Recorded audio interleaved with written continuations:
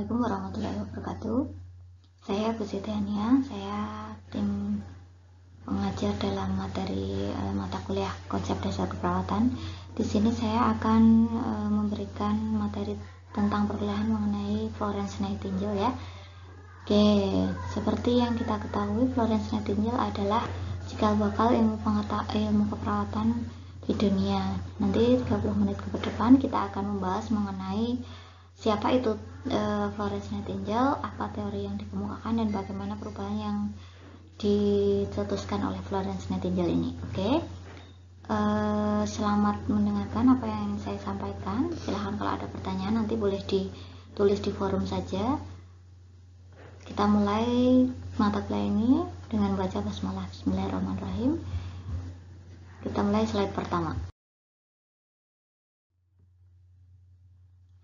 Florence Nightingale lahir pada tanggal 12 Mei 1820 di Florence, Italia. Kenapa namanya Florence? Ya, karena beliau terlahir di Florence, Italia dalam suatu perjalanan panjang keliling Eropa. Jadi Florence Nightingale ini mempunyai kakak perempuan bernama Paternope. Beliau adalah seorang dari anak bangsawan Inggris ya. Jadi beliau bukan orang yang pada umumnya, tapi dia adalah orang yang terlahir dari keluarga bangsawan, sangat terpelajar, beradab, dan bercita-cita tinggi. Ayahnya bernama William Edward Nightingale.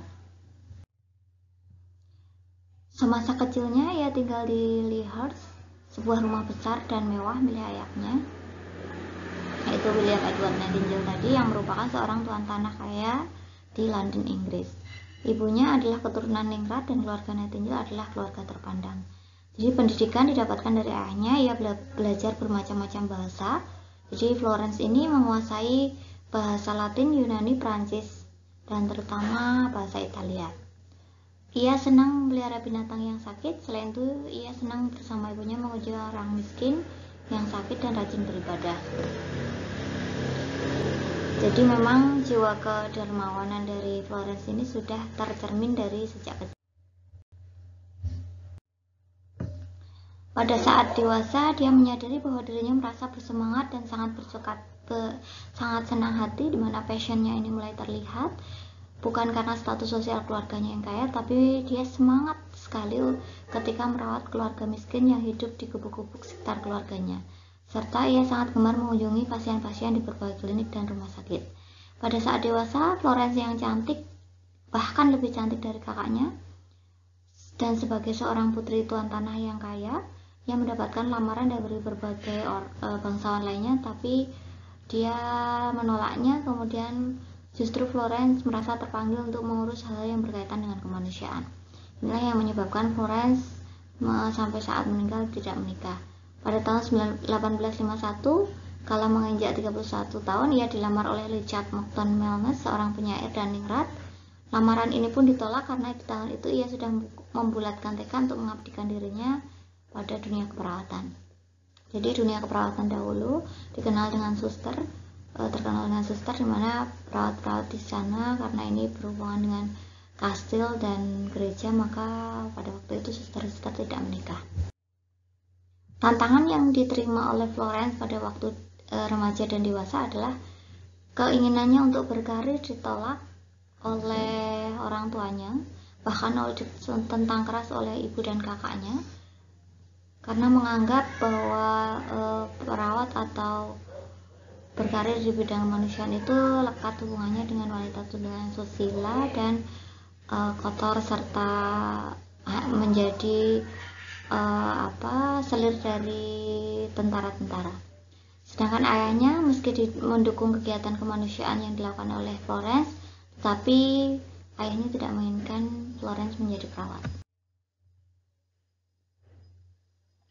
Pada masa itu, perawat dianggap sebagai pekerjaan yang hina karena perawat disamakan dengan wanita tunasusila atau buntut atau keluarga tentara yang miskin yang mengikuti kemana tentara pergi. Profesi perawat banyak berhadapan langsung dengan tubuh dalam keadaan terbuka, sehingga profesi ini dianggap sebagai profesi yang kurang sopan untuk wanita baik-baik sekelas Florence yang terlahir dari keluarga bangsawan.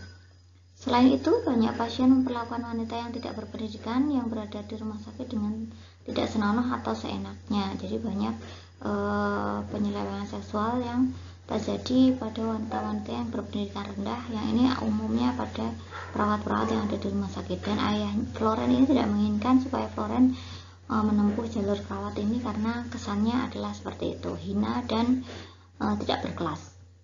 Perawat pada masa itu lebih berfungsi sebagai tukang masak. Perawat di Inggris pada waktu itu lebih banyak laki-laki daripada perempuan karena alasan-alasan tersebut di atas. Pada saat Perang Crimea pada tahun 1854, berkobarlah perang di semenanjung Crimea, di mana tentara Inggris bersama tentara Prancis berhadapan dengan tentara Rusia. Banyak prajurit yang gugur dalam pertempuran, namun yang lebih menyedihkan lagi adalah tidak adanya perawat yang mau merawat prajurit-prajurit tersebut saat luka dan sakit. Keadaan memuncak ketika seorang wartawan bernama William Russell pergi ke Crimea. Dia menuliskan di harian Time bahwa bagaimana prajurit-prajurit yang luka berkelimpangan di tanah tanpa diberi perawatan sama sekali. Dan ia pun mengemukakan sebuah pertanyaan, apakah Inggris tidak memiliki wanita yang mau mengabdikan dirinya dan melakukan pekerjaan kemanusiaan yang mulia ini? Hati rakyat Inggris pun tergugah oleh tulisan tersebut, maka Florence merasa masanya telah tiba. Ia pun menulis surat kepada Menteri Penerangan saat itu Sidney Herbert untuk menjadi sukarelawan. Pada pertemuan dengan Sidney Herbert terungkap bahwa Florence adalah satu-satunya wanita yang mendaftarkan diri. Ini adalah gambar dari perang Crimea, semenanjung Crimea. Beberapa gadis sukarelawan terguncang jiwanya dan tidak dapat langsung bekerja karena cemas. Semua ruangan penuh sesak dengan prajurit-prajurit yang terluka, dan beratus-ratus prajurit bergelimpangan di halaman luar tanpa tempat berteduh dan tanpa ada yang merawat. Dokter-dokter pun bekerja cepat pada saat pembedahan. Mereka memotong kaki. Anda bayangkan kaki dan tangan bergelimpangan, potongan-potongan tubuh tersebut hanya ditumpuk begitu saja di luar jendela dan tidak ada tenaga yang mau untuk membersihkannya dan membuang jauh dari lingkungan tersebut. Bisa dibayangkan bekas kaki dan tangan yang berlumuran darah tadi menggunung menjadi satu dan mengeluarkan bau yang tidak sedap. Florence diajak mengelilingi mereka tersebut oleh Maya Prince, dokter kepala rumah sakit tersebut, dan menyanggupi untuk membantu. Ini adalah tindakan Florence, di mana dia berkeliling dari bangsal-bangsal tersebut, kemudian memberikan perawatan. Dan Florence adalah wanita bangsawan, satu-satunya wanita bangsawan yang mau melakukan itu. Namun kerja keras Florence membersihkan rumah sakit tidak berpengaruh banyak pada jumlah kematian prajurit. Malah sebaliknya, angka kematian malah meningkat menjadi yang terbanyak dibandingkan rumah sakit lainnya. Pada musim dingin pertama, Florence berada di sana sejumlah 4.077 pasien meninggal karena sakit. Sebanyak 10 kali lipat prajurit malah meninggal karena penyakit seperti tipes, tifoid, kolera, dan disentri dibandingkan dengan kematian akibat luka-luka. Jadi lebih banyak prajurit yang meninggal karena wabah yang terjadi di rumah sakit akibat kebersihannya daripada yang meninggal karena perang. Kondisi di rumah sakit tersebut menjadi sangat fatal karena jumlah pasien melimpah, lebih banyak yang tidak tertampung. Hal ini menyebabkan pembuangan limbah dan ventilasi udara memburuk. Ini kemudian Florence melakukan penataan ruangan. Dia menata ruangan-ruangan sehingga ventilasi menjadi baik. Perubahan yang dilakukan Florence adalah ia mengatur tempat tidur, penjagaan dilakukan secara teliti, perawatan dilakukan dengan cermat, perban diganti secara berkala, obat diberikan pada waktunya, lantai rumah sakit dipel, meja kursi dibersihkan, baju kotor dicuci, dan mengerahkan tenaga bantuan dari penduduk setempat. Akhirnya gunungan potongan tubuh, daging, dan tulang dibersihkan, mereka dibuang jauh-jauh atau ditanam. Dalam waktu sebulan rumah sakit sudah berubah sama sekali, walaupun baunya belum hilang seluruhnya, namun jerit dan rintihan prajurit yang luka sudah jauh berkurang. Para perawat sukarelawan bekerja tanpa kenal lelah, hilir mudik di bawah pengawasan Florence. Ini adalah lampu yang digunakan oleh Florence untuk berjalan di malam hari. Pada Maret 1855, Komisi Kebersihan Inggris datang dan memperbaiki sistem pembuangan limbah dan sirkulasi udara. Namun, Florence tetap percaya bahwa saat itu tingkat kematian disebabkan oleh nutrisi yang kurang dari suplai makanan dan beratnya beban kerja tentara. Pemikiran ini berubah saat Florence kembali ke Inggris dan mengumpulkan bukti di hadapan Komisi Kerajaan untuk kesehatan tentara Inggris. Akhirnya ia diyakinkan bahwa saat itu prajurit rumah sakit meninggal akibat kondisi rumah sakit yang kotor dan memprihatinkan. Hal ini berpengaruh pada karirnya di kemudian hari, di mana ia ingin mengampanyekan kebersihan lingkungan sebagai hal yang utama. Pada suatu hari, saat pertempuran dahsyat di luar kota telah berlalu, seorang bintara datang dan melapor pada Florence bahwa dari kedua belah pihak korban dijatuhkan banyak sekali. Florence dengan berbekal lentera di malam hari membalik dan memeriksa tubuh-tubuh yang berkelimpangan. Jadi dia tempat tersebut membawa siapa saja yang masih hidup dan bisa diselamatkan, termasuk prajurit Rusia. Semenjak saat itu, setiap terjadi pertempuran pada malam harinya, Florence berkeliling dengan menggunakan lampu untuk mencari prajurit-prajurit yang masih hidup. Dan mulailah ia terkenal sebagai bidadari berlampu atau Lady of the Lamp. Banyak nyawa tertolong yang seharusnya sudah meninggal selama perang Crimea. Florence Nightingale mendapatkan nama bidadari berlampu atau Lady of the Lamp. Penduduk memberikan apresiasi pada Florence untuk hasil kerjanya di Crimea pada 29 November 1855.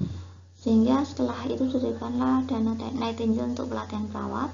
Badan tersebut berhasil mengumpulkan dana yang besar sekali dan diterima oleh penduduk Inggris karena Florence Nightingale berhasil menyelamatkan banyak jiwa.